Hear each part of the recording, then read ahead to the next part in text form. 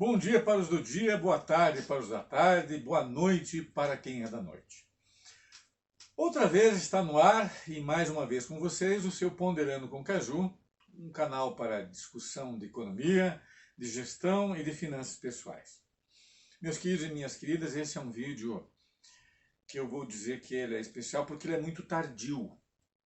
No meu último trabalho, ocorreu um defeito no final dele, no qual eu estava fechando a conclusão sobre o risco país e o preço da cerveja. Porque eu estava desenvolvendo esse tema e bem no final é que eu terminava de fazer a ligação entre estes dois assuntos aqui. Porém, deu uma paralisia no vídeo, eu não percebi, e depois, quando ele já estava editado, é que eu notei esse defeito. E até consertar, ir e voltar, eu também tirei alguns dias de férias, somente agora que eu estou pondo as coisas em ordem, para que fique o mais bem feito possível. E para que esse canal também tenha credibilidade de todos vocês. Pois bem, então o tema que nós vamos retomar é o mesmo, chamado Risco País e Preço da Cerveja. Esse seria o nosso trabalho presente. E o trabalho anterior foi também sobre o risco país, porém em confronto com o dólar. Porque o dólar ele está apresentando variações cambiais e essas variações têm uma profunda ligação com esse risco país. Mas quando eu fiz esse vídeo, a gente tem uma sensação de que esse título, esse tema, Risco País, é algo assim que só ocorre nas grandes esferas da economia e que o ser humano, o cidadão comum, não se vê afetado por ele. Afinal das contas, ele não paga nada em dólar, ele paga tudo em reais, ele não compra dólares, nem tem aplicações nesta moeda. Por que ele haveria de se preocupar? Mas a verdade não é esta. Não é esta porque o dólar é a moeda internacional do comércio e todas as nossas exportações e importações se fazem através dele. E daí na hora que você vai comprar esse dólar, essa compra é feita com reais. E cada vez mais reais são necessários para a gente comprar o mesmo dólar. Então, a nossa moeda está num processo de desvalorização muito acentuado, e daí nós temos que dedicar cada vez mais unidades da nossa moeda para comprar o dólar. E o que significa? Que determinadas importações que o país faz estão se tornando não somente mais caras, mas também pesando muito no salário e no bolso dos trabalhadores brasileiros. Uma dessas coisas, desses produtos que está sendo mais afetado, é um dos mais ao gosto e queridos ao povo brasileiro, que é a cerveja. Uma grande companhia das horas mais felizes e dos amigos também. E essa cerveja, ela está encarecendo por causa dos componentes dela, os quais, alguns deles, são importados. O que é uma cerveja? Uma cerveja é uma bebida feita de 4 produtos. O lúpulo, a levedura ou fermento, a cevada e a água. Bem, desses 4 produtos, a água não representa um problema, porque é daqui mesmo, óbvio. E o fermento também não, porque nós mesmos podemos aqui no Brasil produzir na quantidade que for suficiente para o processo de fabricação da cerveja. Agora, o lúpulo que se utiliza para fazer cerveja 95% dele vem do exterior. Vem dos Estados Unidos e vem da Alemanha. E o lúpulo ele é responsável pelo amargor da cerveja e aquele perfume, daquele aroma que ela tem, que ela se destaca, é o lúpulo, que pode ser mais intenso ou menos. Então o lúpulo, 95% dele é importado. E depois tem a cevada. A cevada, 50%, que é o componente mais importante da cerveja, que vai maior em quantidade, 50% da cevada também é importado. Então veja, aí o dólar vai ter um peso muito alto. E essas oscilações que ele vai sofrer vão fazer com que essa cerveja ela possa se tornar muito encarecida num espaço de tempo muito curto, que é o que vem acontecendo. E a pergunta daí que se faz é: o que faz com que este risco, ou melhor dizendo, que esta oscilação aconteça? Essa oscilação da moeda para você comprar esse dólar. É aí que entra o risco país, que eu já expliquei um pouco e agora eu vou complementar. O risco país nada mais é do que uma medida, que uma estimativa que se faz daqueles países que têm um maior grau de instabilidade e que representa um perigo para os capitais especulativos que querem vir para cá. E este risco país, ele é medido por meio de uma pontuação, que é dada em termos de pontos base, que começa a partir de 100 pontos base. Vou aqui dar para vocês uma amostra. Em 2 de janeiro de 2019, porque essas oscilações têm sido muito mais fortes e vigorosas de 2019 para cá, esse risco país estava em 237 pontos base. Isso pode ser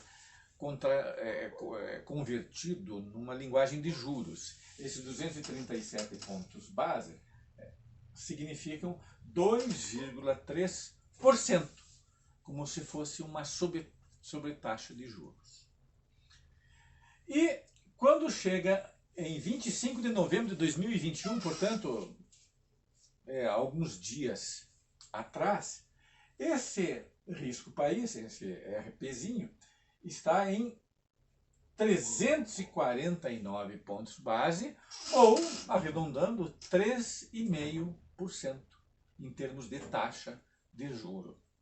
É justamente esta variação do risco país, que ele está se tornando mais alta, é que está tendo um impacto muito elevado em relação às oscilações cambiais. Porque os detentores de dólar, diante da situação de instabilidade política, porque é isso que é analisado, o risco país ele faz isso.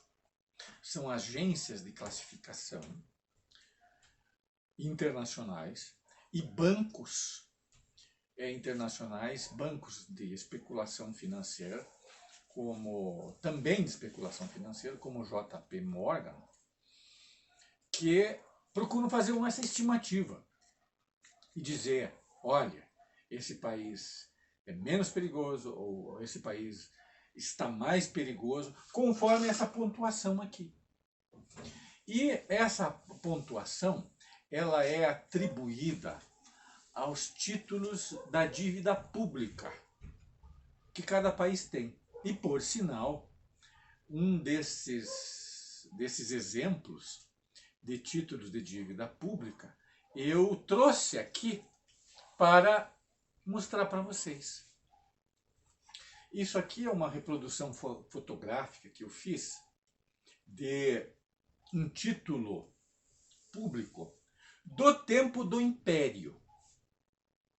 Esse título público do tempo do Império, ele está... Opa, esqueci esse meu instrumento enxergante aqui. Sem ele eu não faço nada. É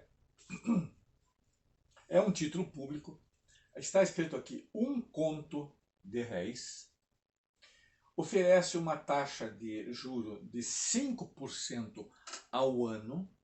Portanto, com 5% ao ano, 1 conto de réis equivalia a 1 bilhão de réis na época. Não, até estou me enganando. 1 conto de réis dava 1 milhão, isso. 1 conto de réis era 1 milhão de réis. 1 milhão. E oferecia uma taxa de juro anual de 5% ao ano. Então eu vou pegar esse título aqui e vou aproximar para ver se vocês conseguem enxergar melhor. Veja se está bem claro. Ó, isto, olha aqui. Ó. Isso aqui é um título da dívida pública do tempo do Império. Não está talvez não seja muito definida as inscrições. Mas isso aqui era comprado por quem?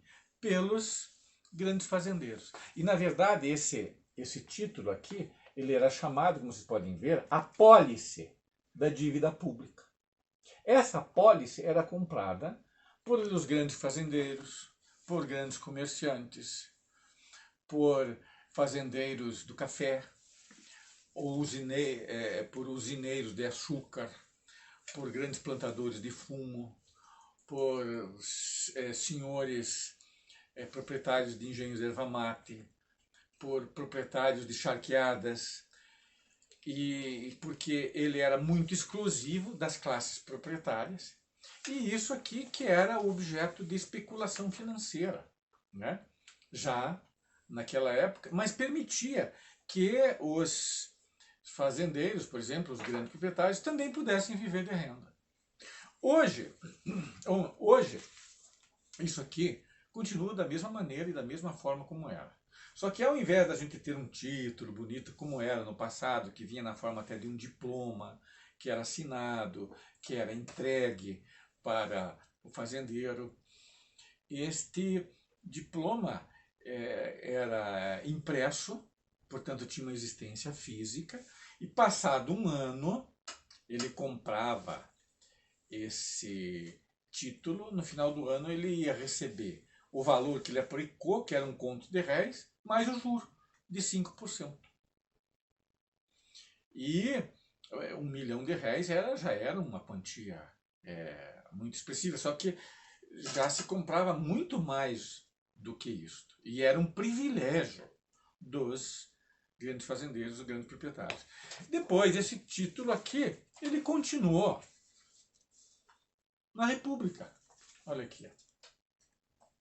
O mesmo título, porém, da República, e no mesmo valor de 1 conto de réis, com a mesma taxa de juro anual de 5%. Então, isso aqui era na época tanto da República quanto na época do Império. Isso era uma aplicação financeira. Depois, esses títulos se modificaram ao longo do tempo, trocaram de nome. Aqui ainda eram chamados de apólice. Depois de apólice, mudaram para título. E daí, nos anos de 1960, eles trocaram o nome para títulos do Tesouro Nacional, letras do Tesouro Nacional, mas com a mesma finalidade, o mesmo objetivo, sendo garantidos pelo Tesouro Nacional. Era assim que funcionava. E funciona até hoje, só que hoje não existe mais nenhum papel. Tudo isso é digital e é eletrônico.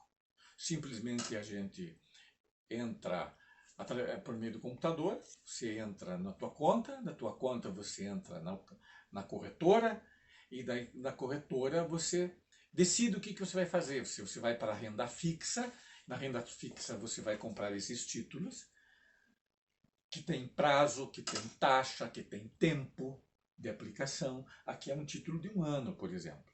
Você pode comprar título de 1 ano, título de 2 anos, mas é o mesmo título do Império, é o mesmo título do começo da República. E os capitais especulativos estrangeiros também podem comprar esses títulos. Podem comprar esses títulos, eles podem comprar ações. Porém, hoje é tudo eletrônico. Aquilo que era antes em papel e manipulável, né, hoje é uma coisa que é feita através de toque de computador e digitação que qualquer um de nós pode fazer. Se antes ele era um privilégio dos fazendeiros, dos grandes fazendeiros, seja do que for, dos tempos do Império e de início e até Primeira República, hoje qualquer cidadão brasileiro pode comprar títulos da dívida pública a partir de R$100. Né? Então, e os capitais estrangeiros podem também especular com esses títulos. E também podem comprar ações. E daí eles vêm para onde? Para a Bolsa de Valores. Mas para fazer isso, eles precisam de uma medição. Que confiança eu tenho nesse país para eu deixar os meus preciosos dólares aí? É aí que entra esse risco país, que é uma medição, né, que é elaborada por agências de risco internacional e pelos grandes bancos de especulação. São eles. E o que o capital especulativo faz? Ele vai produzir alguma coisa? Não. Ele só vai, como se diz na famosa lei de Gerson, levar vantagem de determinadas situações, embolsar aquele valor, trocar de opção e depois podem resgatam esse valor e vão embora e entram quando querem. Porém, eles precisam desse mediador de avaliação, desse medidor de avaliação. E quem faz isso é este risco país. Olha, como estava aqui. E assim como o Brasil tem os seus títulos da dívida pública, países como a Argentina também tem, como o México também tem, Rússia, China. Então pega-se um elenco, uma carteira de títulos desses chamados países, dessas economias emergentes, e atribui-se uma nota a cada país. E essa nota, ela pode ser maior, pode ser menor, ela pode estar subindo, ela pode estar descendo.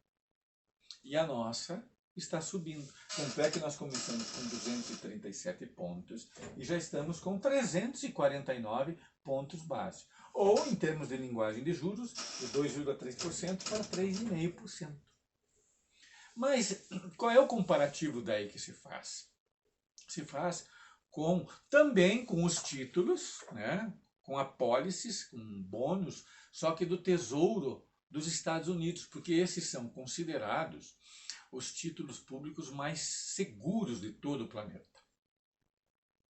Porém, com uma remuneração muito menor. Vejam que em janeiro de 2019, esses títulos aqui, essas apólices dos títulos públicos americanos, estavam em 2,6% ao ano.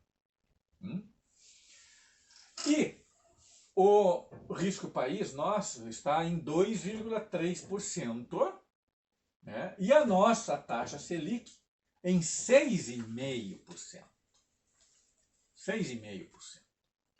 Então veja que 6,5% compensava e muito este risco país. Depois, agora, em novembro de 2021, essa taxa está em 0,1% ao ano, a taxa de juros dos títulos americanos. Está menos de 0,1%. E o nosso risco país aumentou de 3,5%, porque as agências classificatórias elas olham principalmente como está a gestão do país. Como que anda? E qual é o grau de confiança que eles têm nessa gestão? E a desconfiança está aumentando em função das atitudes que são tomadas, das políticas completamente inconsequentes, das atitudes destemperadas e às vezes até enlouquecidas da própria presidência da República. E tudo isso eles levam em conta. E daí isso vai se refletir no quê? Olha, tá bem, eu vou comprar títulos públicos aí do teu país, do Brasil. Eu também vou comprar ações. Só que eu não quero mais R$5, por exemplo, para deixar $1 com vocês. Eu quero 5,50. Como o risco está aumentando, eu não quero mais R$5,50. Você tem que me dar 6. Se você não me der R$6, eu não venho deixar esses dólares aqui com você. E o que acontece? Daí, essa precificação vai aumentando, a desvalorização aumenta. E é aí que, por causa disto, principalmente, porque na desvalorização da moeda, esse risco país está tendo um peso de pelo menos 60%. Esse número, eu cheguei a ele no nosso trabalho passado como um cálculo preliminar, para saber qual é o peso desse risco país na variação do dólar. 60%. Então veja, é mais da metade. Daí pode-se colocar os outros elementos também, como a produtividade do país, a produtividade do trabalho, na verdade, e o tamanho das reservas cambiais. Mas o peso maior está aqui. Porque como é que vai se deixar esses dólares num país que se tem muitas dúvidas na maneira como ele está sendo conduzido? Daí, portanto, essas desvalorizações tão intensas. É por esse motivo daí que as nossas importações, elas encarecem. Por este componente tão acentuado do risco país. E daí a cerveja, que a gente tanto gosta, que leva cevada, que leva lúpulo, tem um aumento de preço. E isso a gente vai percebendo quando a gente vai no supermercado fazer compra. E não é só o preço da cerveja, por exemplo. Isso porque metade da farinha de trigo brasileira também é importada. E todas as vezes que se faz essa importação, a cotação é em qual moeda? Em dólar. A cotação se faz em dólar. Né? Mas daí você tem que converter reais em dólar. E daí, se nas negociações esse capital especulativo está pedindo cada vez um prêmio maior, você tem que me pagar R$5 por cada dólar. Agora, não, o risco está subindo, não quero mais 5, quero 5,50. Você tem que pagar agora R$5,50 reais por cada dólar que eu deixar com você. Daí o risco sobe mais um pouquinho, deles. Não quero mais 5,50, eu vou querer 6. Ou se me paga 6, ou eu não venho trazer esses dólares para cá, porque é com esses dólares que você vai fazer as compras daquelas coisas que você não produz aqui dentro. Então, olhem só, que delicadeza de momento que nós estamos vivendo. Então, vejam que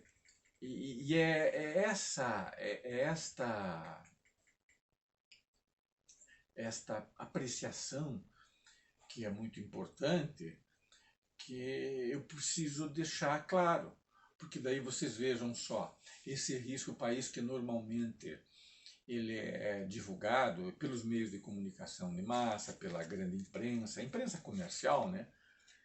Que daí ela vai se refletir no nosso cotidiano. É isso aí. Né? Então, isso é a uma forma como essa política interfere dentro da economia, tanto para melhor quanto para pior. O momento que nós estamos vivendo agora é de um grande desconforto, que esses capitais daí eles preferem sair e vão para onde? Preferem, por exemplo, comprar os títulos públicos dos Estados Unidos a 0,1%. Mas como é que pode? Por que eles vão fazer isso?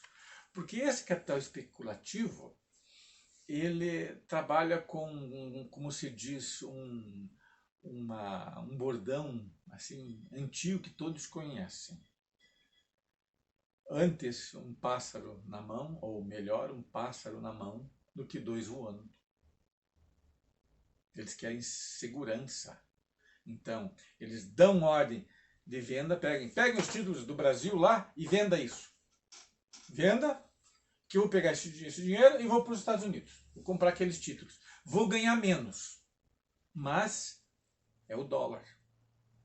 E o dólar é garantido pelo governo americano e aceito no mundo inteiro. Então, olha, é a preferência que ele faz. Ele prefere ganhar menos, porém com segurança. Claro, mas daí ele não leva trocados. Ele vai levar bilhões. Bilhões. E daí, quando saem esses dólares, acontece que daí diminui, por exemplo, daí essa oferta de dólares. E para ficar, para fazer com que eles não saiam, esse capital especulativo acaba pressionando para ter um prêmio, uma remuneração maior. Vejam só. Então veja, é assim que as coisas elas são feitas contemporaneamente. Então vejam que isso é um predomínio hoje, que o mundo ele está sendo muitíssimo influenciado pelo capital financeiro, e desse capital financeiro, esse segmento desse capital financeiro, que é o segmento especulativo. É esse aí que nós podemos dizer que tem uma influência muito grande nas nações. E eles também, por isso que eles ficam muito alarmados com as condições que estão acontecendo. Então, melhor ir para os Estados Unidos, nessas condições aqui, largo uma Selic que me dá 6,25, mas não sei, e se nesse país ocorreu um desastre, por exemplo, se está dando inflação, a inflação está voltando, as falências, não existe uma política de longo prazo, não há uma definição de rumos, o aumento da própria dívida pública, a péssima gestão da pandemia. Então isso tudo provoca este alarme nesses capitais especulativos que têm uma influência muito grande no mundo inteiro.